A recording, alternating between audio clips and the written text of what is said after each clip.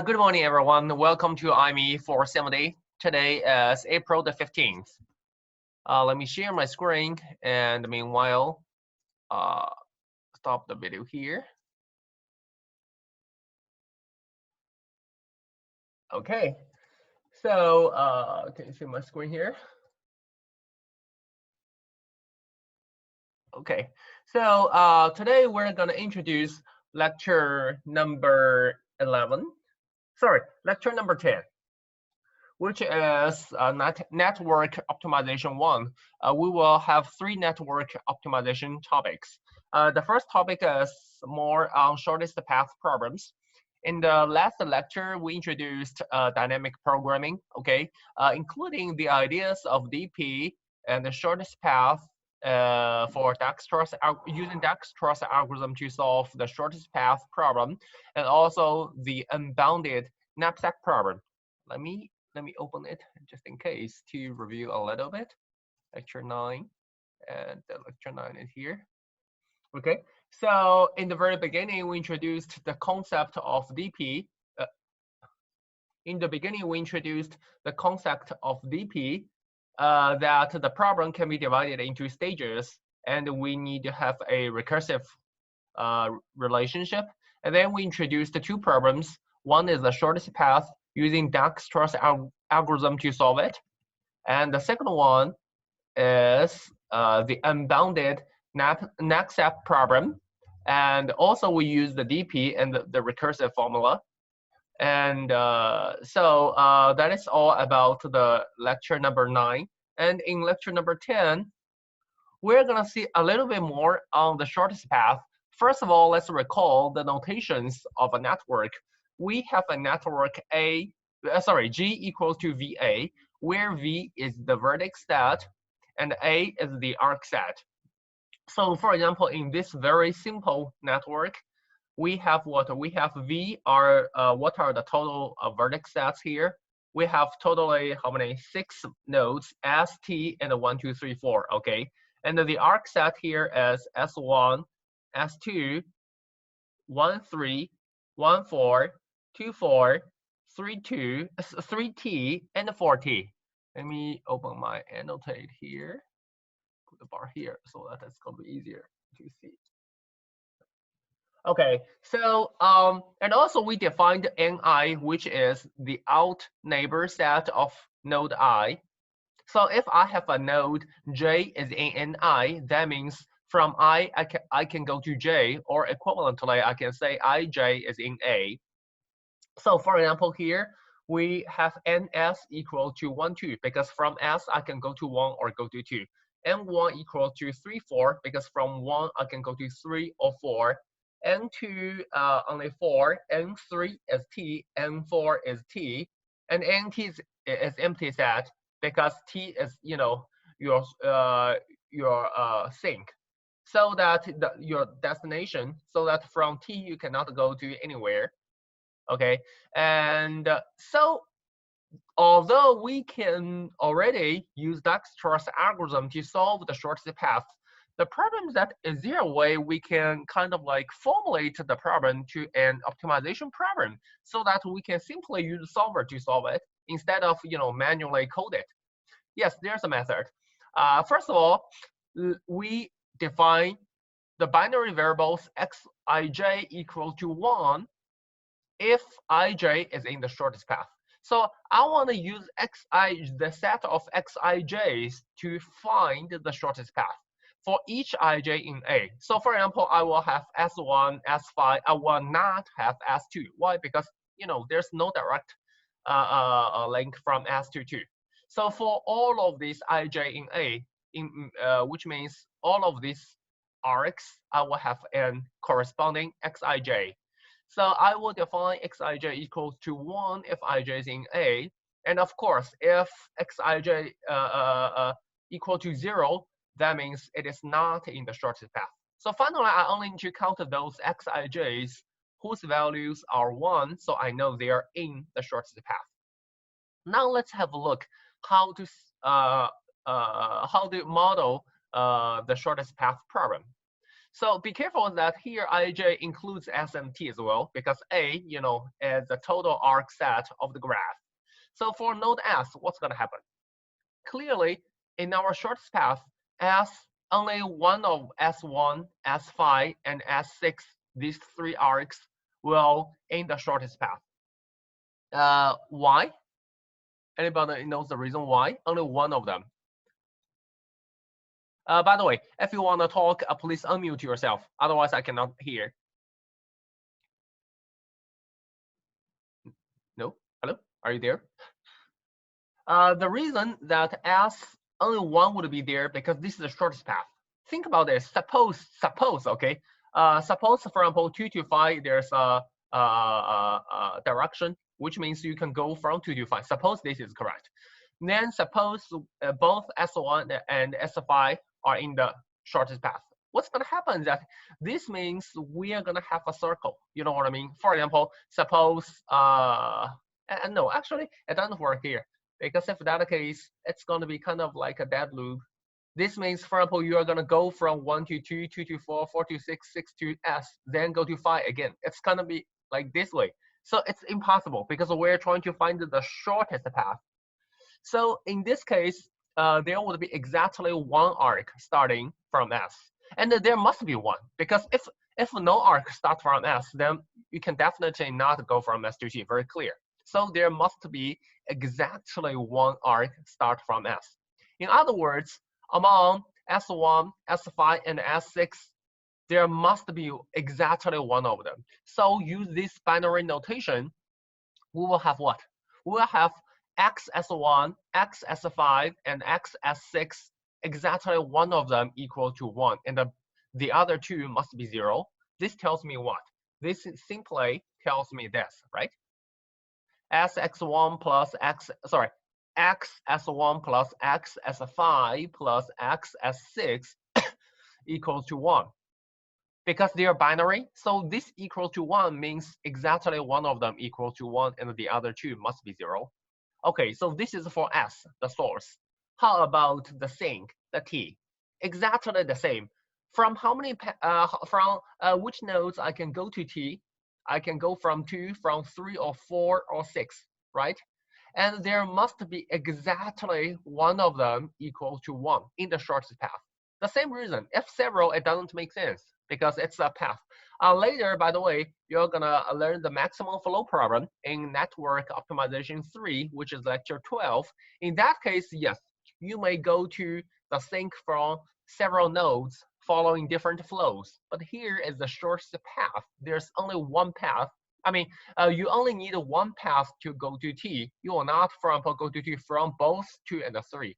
And, in terms of logic, it doesn't make any sense.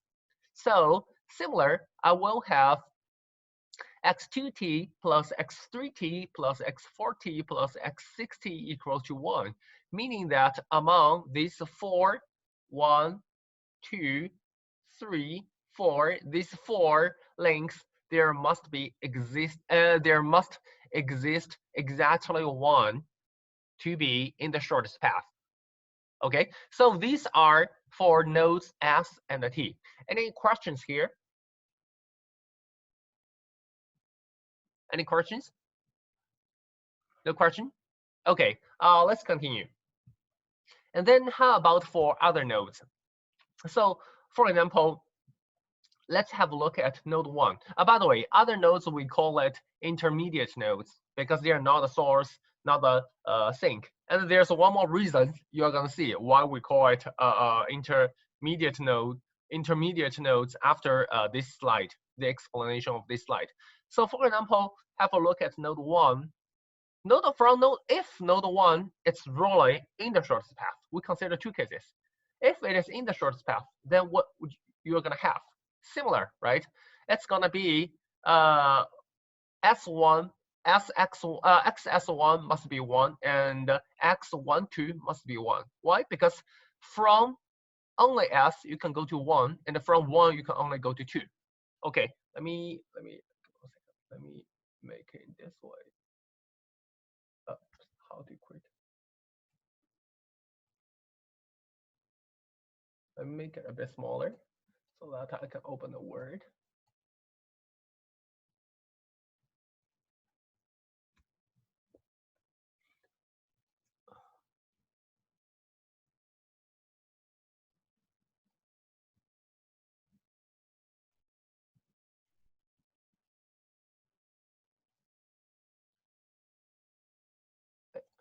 Wait, how to, okay. Okay, let's have a look here. Oh, sorry, there was a mistake. I should not say if x node 1 is in the shortest path. No, node 1 of course must be in the shortest path. What I mean is that for node 1, clearly we must pass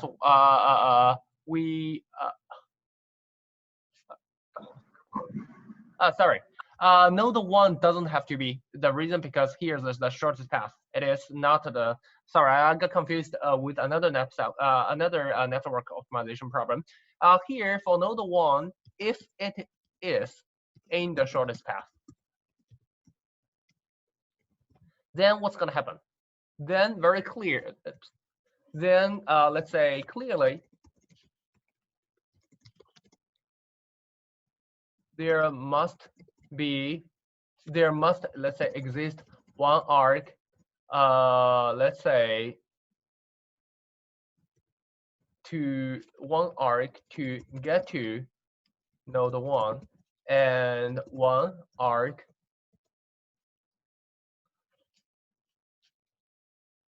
to leave from node 1, right? And have a look at here. From which arc you can go to node 1? Only one possibility, which is S1. And from which arc you can go to, from node 1 you can go to which node? There's only one possibility, that is from 1 to 2. So that we must have, let's say, x S1 equal to x12 equal to 1. This is the case that if it is in the shortest path. Okay. If it is not in the shortest path, then what's going to happen? Then we must have, copy and paste, both of them equal to 0, right? Because 1 is not in the shortest path. So of course, nobody's going to go to 1, and from 1 you're going to go to nowhere. So we must have this. So in summary, we must have what? No matter the case that node 1 is going to be there or node 1 is not going to be in the shortest path, we must have what? X S1 equals to x12. For node 1, there's something special because from only one node you can go to node 1, and from node 1 you can only go to one node. Let's have a look at node 2, which is a bit more interesting because node 2, I have 1, 2, 3 nodes can go to node 2, and from node 2 I can go to T and 4. I have 2 out neighbors. Okay, let's see. Again, we discussed 2 cases. If it is in the SPP, shortest path, then we must have what? Then similar, there must exist one arc to go to node 2, and from node 2, I must go to and then there must exist one arc to leave from node 2. Now the thing is, for node 2, which nodes can go to node 2? It's nodes. They are nodes 1, 5, and 3, right? So we must have what? We must have nodes. Let's see, x12 plus x52 plus x32 equal to 1. What does it mean? This here's a plus. This means that among these 3 nodes, let me see how to draw a line. Among these 3 arcs, x12, x52, and x32, there must exist one of them equal to 1 if node 1 is really in the shortest path, right? And similarly, this is for the arc coming to node 1. Similarly, how about the arc leaving node 1? Because node 2, sorry, I'm talking about node 2. How about the arc leaving node 2? Because node 2 is not the destination, not your sink. So if one arc, one flow is incoming, you must have an one flow as an outflow. So here we wrote as inflow equals to outflow. If inflow is 1, then outflow must be 1. And because, again, this is shortest path problem, it's impossible that inflow equals to, let's say, 2 or 3 or 4. No way. Because, again, shortest path. We only need one flow to go from S to T, 1 unit of the flow to go from S to T, and then I'm done. I don't care how many, flows, so that I just set it to be 1. So in this case, these 1, 2, x1, 2, x5, 2, and x3, 2 indicates the inflow that from outside to come into node 2. And then you must have similar one flow to leave node 2, again, because T2 is not the final destination. So that you would also have this equal to what? This equal to from node 2, you can get to which nodes? You can get to Q4, sorry. You can get to X4 so that you will have X24 plus you can get to T as well, X2T. This must also equal to 1. Let me use another color to indicate it. Let's say this color. So let me, from 2 to 4 or from 2 to T. This tells you that this equation, 1 equals to x24 plus x2t. This tells you what? This tells you that among these two arcs, there must exist one of them in the shortest path, as long as node 2 is in the shortest path. Okay, so this is as the case if node 2 is indeed in the shortest path. But what if 2 is not in the shortest path? So if node 2 is not in the shortest path, then we have what? We have all of them equal to 0, right? And all of them equal to 0, you can simply make the summation of them equal to 0. Why? Because all of these xij's are binary variables. The summation of binary variables equals to 0 means what? Means all of them are 0. So again, in summary, no matter which case, no matter node 2 is in the shortest path or node 2 is not in the shortest path, you must have what? You must have this. Equals to this, right? In other words, again, what?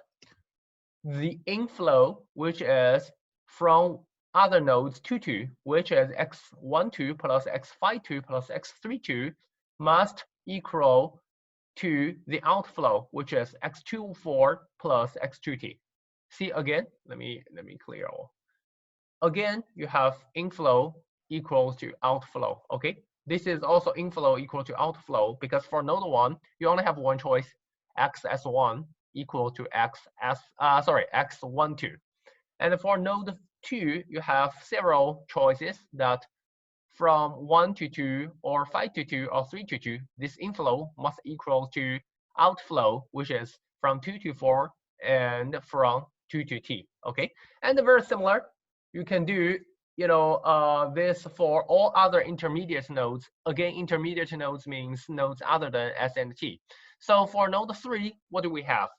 How about the inflow? Inflow of node 3 is only node 4 because only from 4 we can go to 3. So x43 must equal to the outflow, which is x32 plus x3t. And then how about node 4? What is the inflow? I can go from 2 to 4, 5 to 4, or 6 to 4. Are they the only? Yes. So that I must have x24 plus x54 plus x64 equals to the outflow of node 4, which is x43 plus x4t. Okay, let me list it a little bit for node 3. Let me directly write it down.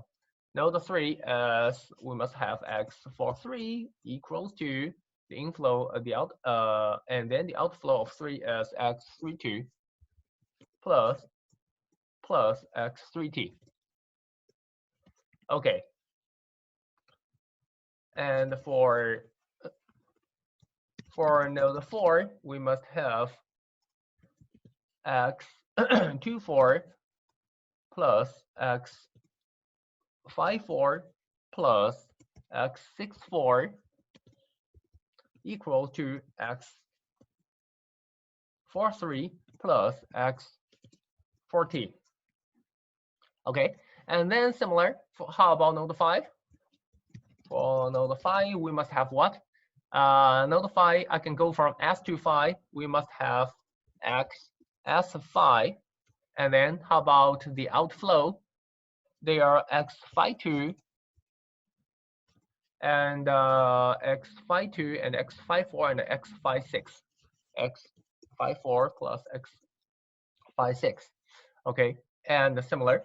Let's see node 6, the last one. We have what? The inflow is xs6 and x phi 6 equals to the outflow, which is x64 and x60. Okay, so these are the constraints for all intermediate nodes, and the number of all the vertices can be classified into these two classes, either ST, this kind of source and sink nodes, or intermediate nodes. And then the complete model of this SPP can be formalized in this way. So first of all these are the constraints. For example, this is, let me draw one. For example, this is a constraint for S. This means exactly one outflow because S is a source. I must have one flow leaving S. And for T is exactly one inflow because T is the sink. So I must have one flow coming into T. And for all of these, they are what? They are intermediate nodes. For example, this is for node 1, node 2, node 3, node 4, node 5, and node 6. So for intermediate nodes, we must have inflow equal to outflow. And finally is what is the objective function here. The shortest path means I want the total path, the total weight to be, or the total cost to be the shortest, right? So that you're going to summation of all these Wij times Xij. And you may say, hey, something's wrong because see, we have so many, we have 15 arcs here, but why we need to add all of them? Yes, the problem is that most Xij's are going to be 0. Remember what is our solution? Let me go to lecture 9. No, sorry, this is another class. Where's lecture 9? I just closed it. Okay, let me reopen it.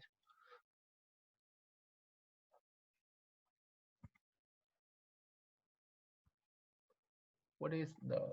Oops. Huh? Why cannot? Oops, kidding me? Huh?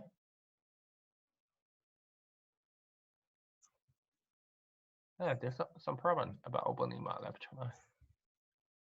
Okay. Let me see lecture now. What is the solution here? My solution is this. X to phi, phi to 2, 2 to 4, 4 to t, right? So if we interpret it to our mathematical model, it should be x s phi equal to x phi 2 equal to x 2 4 equals to x 4t equal to 1, and all other xij's are 0. It should be in this way. And that's the reason why you can do this. Why? Because all other xij's are going to be 0, so they are not going to be counted.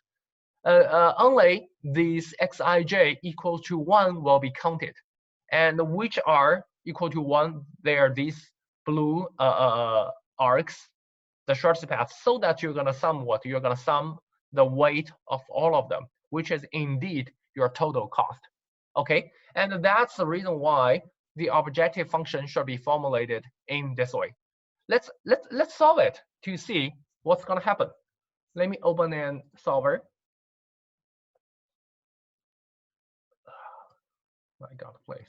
Okay, I guess I will switch back to Adobe Reader again, because someone recommended me that this reader, what is the name of it? Nitro Reader is very good, so I want to give it a try. 15 days trial. Looks as not, unfortunately. Okay, let's establish the model here. Let me make my Excel a bit smaller.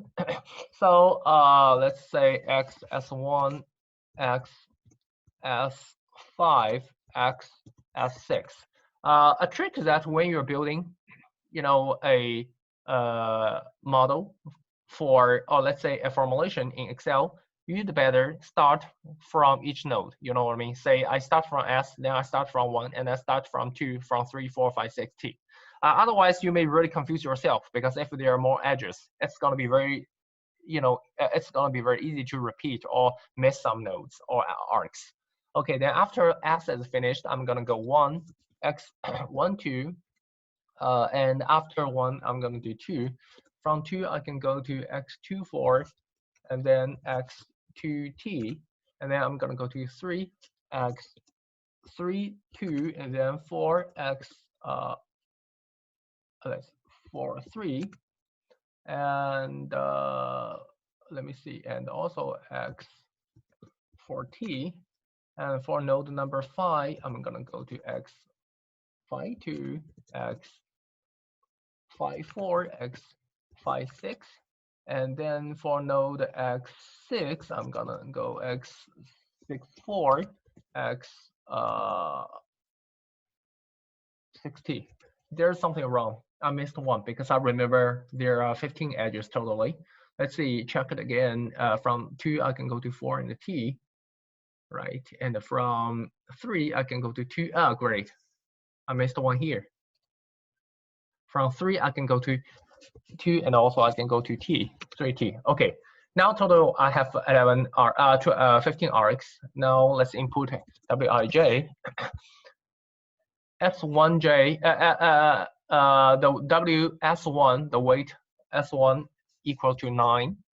And then S5 is 15, S6 is 17, 1, 2 is 24, 2, 4 is 2, and then 2T is 19.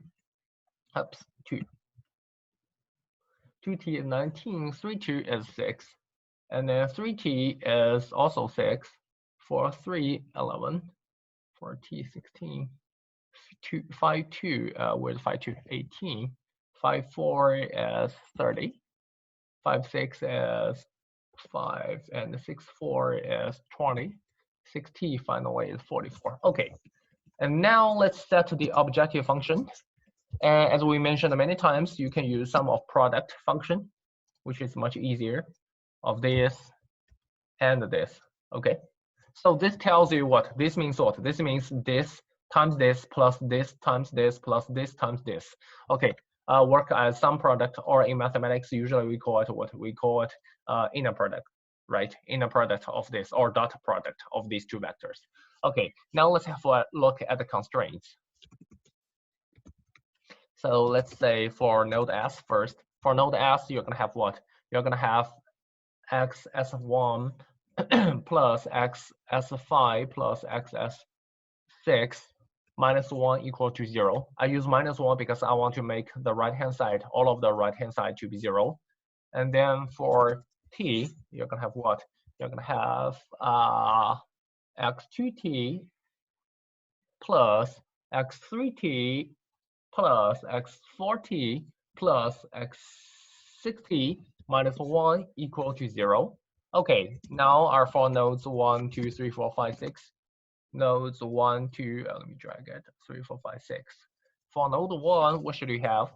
You should have x s1 minus x12 equal to 0. So x s1 minus x12, where's x12? This should be equal to 0. For node 2, you should have x12 plus x52 plus x32 minus x24 minus x2t equal to 0. So x12 plus x52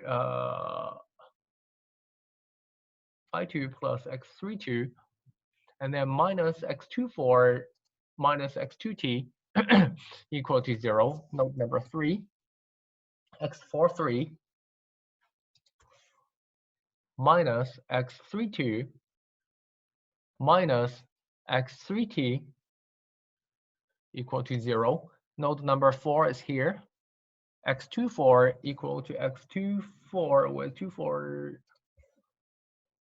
plus x54 plus x64 minus x43 minus x4t equal to 0. Note number 5 equal to is s5 minus x54 phi2 minus x54 minus x56 equal to 0, and finally x s6.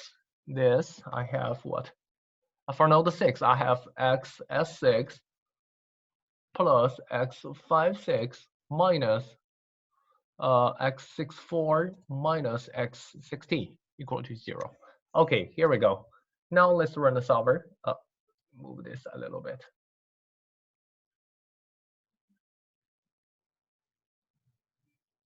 Okay, I want to minimize this one, B18, yes. And the changing variables are all of this. Changes to simplex method. Add. First of all of them must be equal to 0. And the second thing is, again, very important, all of them are binary variables. Put it here, okay? Binary. Okay. Must include only, yes, of course. What did I choose? Did I choose something else? Oh, yes, I made a mistake. All of these must be binary variables. Okay, let's verify it again. B1 to B15, all of them are binary, and all from 22 to 29 are 0. Yes, solve. Okay, and you see the solution is what? The solution is this. Let me draw it. The solution is x s5, and then x24, and then x40 and phi2, phi2 and 40. See it? This is exactly what? Exactly the solution of our shortest path given in lecture 9. Remember it?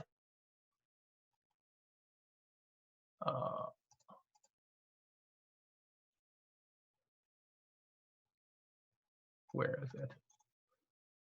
Let's go. Okay, here we go. See it? Exactly the same. So yes, we have verified that this is the correct formulations. Any questions about this formulation for this specific problem? Any questions? No? You're encouraged to have discussions. I know it's online, but since you're on the video, it's going to be better. If possible, take part in the discussion. It's highly encouraged. No question? Okay, now let's have a look. An interesting thing is that here I do have xij are binaries. They are binary variables, right? What if we change it? We make it to be, for example, xij's are greater than or equal to 0. Instead of xij is, all of them are binary. Let's see what's going to happen. Okay, so here, let's change the solver. Here, I did mention that all of them must be, oops, sorry, this one. I did mention that all of them must be binary. What if we delete it? Okay, now I don't have the constraint that all of them are binary. And also have what? I showed that make unconstrained variables non-negative. So this guarantees that all xij's must be greater than or equal to 0. Let's solve. What's going to happen? See it? The same solution. You may say it's unfair because it starts from the optimal solution. No problem. Let me delete it. Now it's fair. Now it's the same as what we just started, right? Before everything. So now I'm not cheating. Now let's see what's going to happen. We solve it again. Oh, see it? Again, exactly the same solution. Why? In other words, here we can drop these integer constraints. And we can directly just assume that it's continuous variable. Be careful here. that if I solve in this way, so in terms of solver, what is this? This is nothing but a linear model. See it? It's linear, nothing integer here. So the solver doesn't know this is a shortest path, okay? The solver just a pure, a solver, that's it. And what it knows is to maximize this one, which is inner product of wij, xij, which is linear, and all these linear constraints equal to 0. That's it. And all x's are xij's are greater than or equal to 0. It doesn't know that they are really, let's say, they must be integers. But the solution automatically turns to be integers. See it? That's really interesting. Now, can you give me any guess? What's gonna, if that's the case, what do you want to play? In the next step, you may want to ask, hey, is this just a special case for this specific problem, or it's really like a generalized case that it is for any integer programs, or is it a generalized case for any SPP? First of all, for any integer, it's clearly wrong. Why? Because simply you can, for example, solve this. For example, a simple problem. Let me open another one in case, oh no, let me write in the Word. For example, a simple case, consider this problem, super simple. Let's say max x1, let's say. Oops. Max x1, and then subject to, for example, let's say x1 is greater than or equal to 1.1. And I will have what? And I will have x1, let's say, are integers.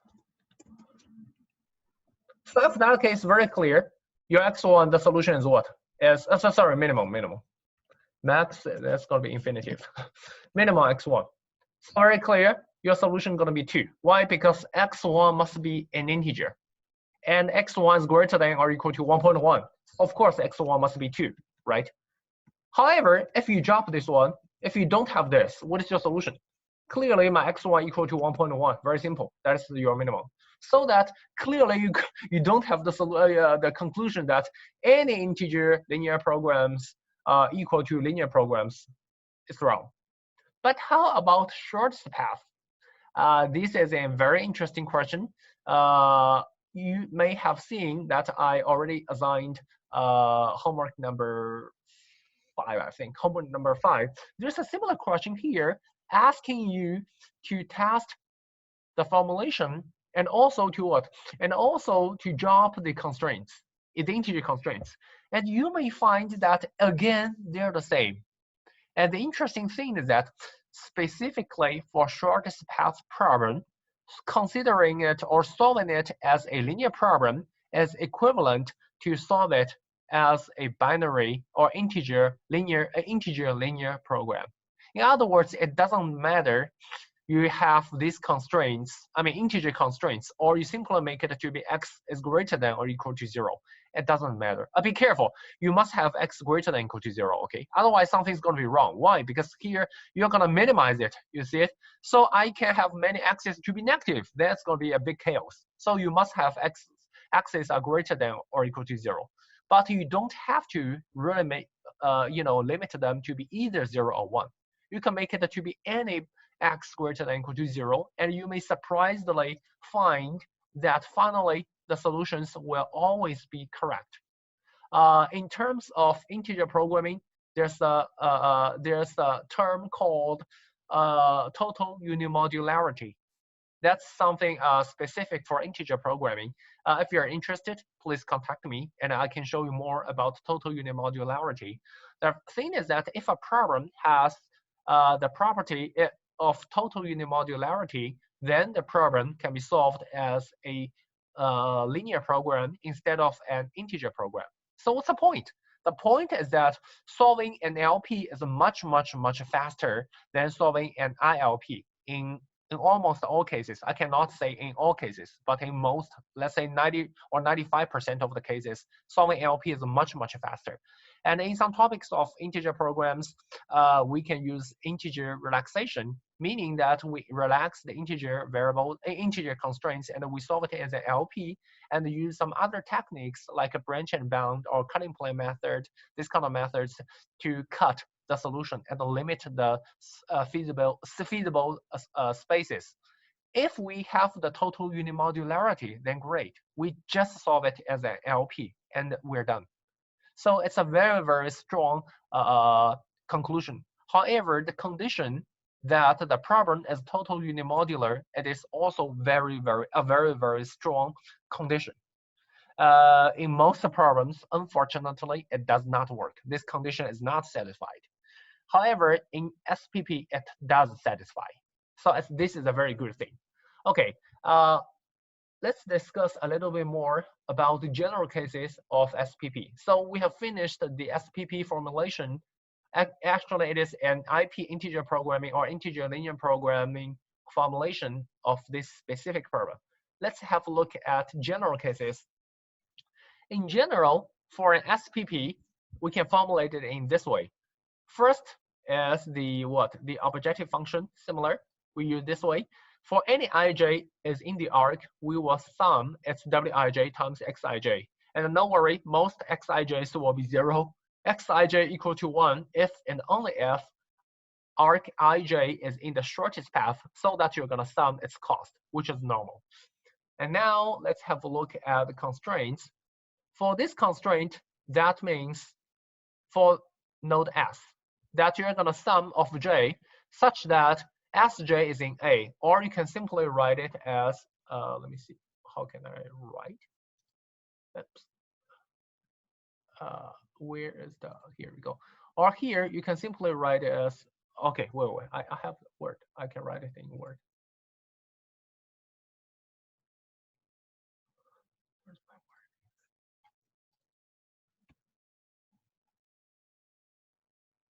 Here I'll write as J, Sj as in A, right? And this is actually, this is left or right, sorry. This is actually equivalent to what? Equivalent to say that J is in Ni. Sorry, Ns. Again, remember, Ns is what? The out neighbor in our definition here. Fj is in Ni means Ij is in A. So similar. J is in Ns. That means Sj is in A. Okay, so they're similar. And similarly, you can write all others the same. Like for example, Jr is in A. Let me say, for example, It is in A. This is equivalent to what? Is equivalent to I, for example, I is in N. No, this you cannot, because this is the inflow. I have not defined the in neighbor. I only defined the out neighbor. But here, let me see, you can write it in this way, for example, J, Ij is in A. This is equivalent to what? Equivalent to J, J is in Ni. So all these can be equivalently written in this way. And go back to our formulation. We have, for this one, it is for S, that you're going to sum the all out neighbors. In other words, from S, you can go to which node, sum all of these XSJs. They must be 1, meaning that there's exactly one outflow from S. For T, similar, you're going to sum all the nodes which can go to T, sum all of these I's, and then you're going to have all of them equal to 1, meaning that exactly one inflow to T. And for other nodes, in other words, for all other intermediate nodes, you're going to have inflow equal to outflow. That means for node I, for any I is in S2 minus T, which means any I, any nodes I which are not S and not T, you must have the total incoming to I equals to the total incoming, equal to the total out leaving of I. So if I is not in the shortest path, then it's going to be 0 equal to 0. If node I is in the shortest path, then it's going to be 1 equal to 1. And finally is the thing that xij's are binary variables for any ij in A. Of course, as we just mentioned, since SPP has total unimodularity, you may have what? You may directly replace this one, this constraint, simply to be xij is greater than or equal to 0. So, and this is of course for any ij as in A. So they are going to be equivalent. Okay, let's see. Any questions about this one? The key of the modeling is 3 steps. First, for S, it is exactly 1 outflow. For T, it is exactly 1 inflow. And for intermediate nodes, it is inflow equals to outflow. And you're going to have 2 cases, 0 equal to 0 or 1 equal to 1. Any questions? No? Okay, so this is everything about today's class. So one thing I want to mention, one thing I want to mention is that please do not forget your homework number 5. And also please submit the homework on time. Do not make it late, actually. And I'm thinking, actually, because next month we will have the final exam, I'm thinking to try to have a test. No, sorry. A test means a test exam, not the real exam, which is to let you guys be familiar about the submission system. How about this? Probably in the beginning of May or in the end of April, what I'm going to do is that I will create it's going to be in the assignment, and you're going to see it's something very, very similar to the submission to homework. The point is that you may, in the final exam, you may need to write down on the paper and use your smartphone or whatever other devices to take the pictures. And then you're going to upload the pictures because it's going to be faster. I would like to test it to see whether it works for everyone. And first of all, we need to overcome some technical problems, which means, for example, suppose your iPhone, it's the picture is not clear, or let's say, you may not be able to upload a large document or something, or let's say the size of the storage size of the pictures, and all these kind of problems will be tested to see whether it's going to be done, let's say, within 15 or 20 minutes. I hope 15 minutes is enough, because I guess probably you will need about 6 to 8 pages in the final exam, because it's going to be a 2-hour exam. And then let's upload everything. And then if everything works, we're going to continue it by in the final exam, okay? And another thing is I received several emails asking about the PF options. And it actually depends on you, because NDSU gives students an option that if you want, you can change the traditional A to F letter grades to P or F. And I guess a good option for you is to first calculate what is your current scores. For all your scores, it is in the BB Blackboard system. You can calculate very clearly. And the score distributions is exactly in the course syllabus. Let me see where the course, here we go. Okay, and you can see my screen. Here's the course syllabus. So it's going to be 30% in the homework, 10% in the quiz, attendance, midterm exam, 25%, final exam, 30%. And also you have some bonus points. I know because of the unexpected coronavirus, this part, the quiz and attendance, this part may be, let me think about it. I may consider to make this one a bit smaller, or I may adjust this part. I may adjust this part a little bit, but it's not going to be a big change. It's not possible. Let's say currently it's greater than or equal to 90, you get an A, and then tomorrow it's going to be greater than or equal to 70, you get an A. No, it's impossible. It's possible, however, for example, today the standard is 90, tomorrow the standard is, for example, 87, 88, you know what I mean? A little change is possible, so that you can already calculate your grades about midterm exam and the grades about homework 1 to 4. So you may already have some, expectations. Of course, your final grades, I mean, the final exam, nobody knows, and also for something else, let's say, the bonus points. If I think let me think about it.